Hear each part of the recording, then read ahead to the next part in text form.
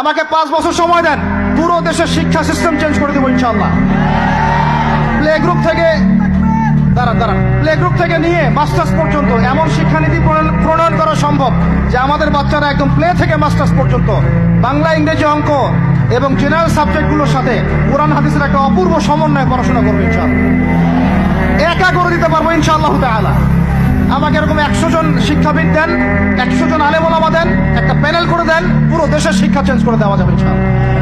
যাদেরকে রেখেছেন এদের মাথায় গোবর আছে, যাদেরকে রেখেছেন এদের মাথায় টাটকা গোবর আছে। বইপত্রগুলোর অবস্থা দেখেছেন? বইপত্রগুলো ঘাটাঘাটি করেছেন?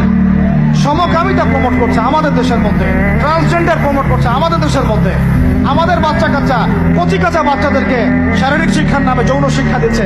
এগুলো আমাদের মুসলমানদের শিক্ষা? এটা চলতে থাকলে দেখবেন অচিরেই কোনো মানুষ বাচ্চাদেরকে স্কুল